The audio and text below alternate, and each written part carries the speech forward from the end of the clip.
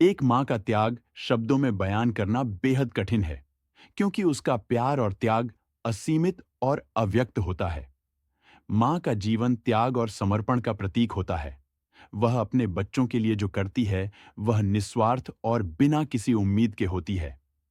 इस त्याग को हम विभिन्न पहलुओं में समझ सकते हैं। प्रारंभिक त्याग, गर्भावस्था और प्रसव पीड़ा। माँ का त्याग उस समय से शुरू होता है जब वह गर्भवती होती है। गर्भावस्था के 9 महीने के दौरान वह शारीरिक और मानसिक चुनौतियों का सामना करती है।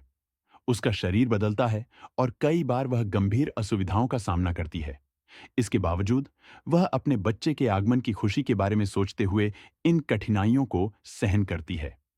प्रसव के समय की पीड़ा भी असहनीय होती है, लेकिन मां अपने बच्चे के जन्म की खुशियों में इस दर्द को भुला देती है। 55, देखभाल और सुरक्षा। बच्चे के जन्म के बाद मां का त्याग और समर्पण बढ़ जाता है।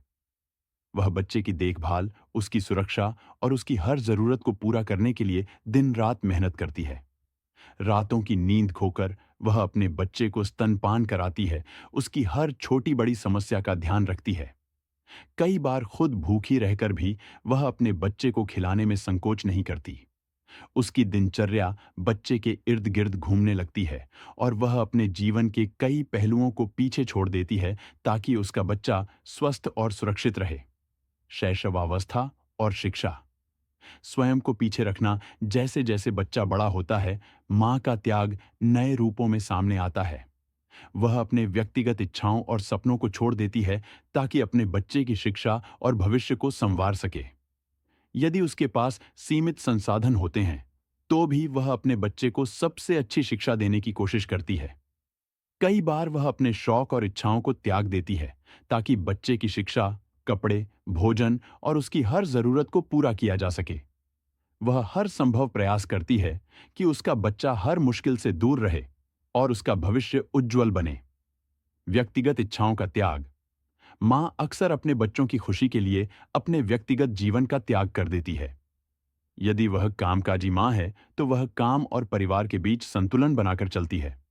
उसे अपने करियर में कई बार त्याग करना पड़ता है ताकि वह अपने बच्चों की परवरिश को प्राथमिकता दे सके। यदि उसे किसी बात का भी निर्णय लेना हो, तो वह पहले अपने बच्चों के भविष्य के बारे में सोचती है। उसकी सारी खुशियां, इच्छाएं और सपने उसके बच्चों से जुड़ जाते हैं। उसका जीवन उनके इर्द गिर्द घूमने लगता है और वह खुद के बारे में सोचना भूल जाती है। भावनात्मक त्याग। मां का त्याग केवल भौतिक रूप में ही नहीं, बल्कि भावनात्मक रूप में भी होता है।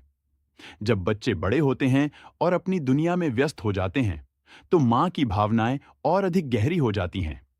वह खुद को उनके जीवन से धीरे धीरे दूर रखती है ताकि उनके बच्चे स्वतंत्र रूप से अपने निर्णय ले सकें। बच्चों की गलतियों के बावजूद वह उन्हें सहारा देती है, उन्हें जीवन के रास्ते पर वापस लाने का प्रयास करती है। कभी कभी बच्चों के द्वारा उपेक्षित होने के बावजूद वह उन्हें माफ कर देती है और हर पल उनके साथ खड़ी रहती है। अंतिम त्याग, स्वतंत्रता और स्वाभिमान का त्याग। समय के साथ मां का त्याग एक और गहराई में पहुंचता है। जब बच्चे बड़े हो जाते हैं और अपने जीवन में व्यस्त हो जाते हैं, तब मां अपने अकेलेपन को स्वीकार करती है।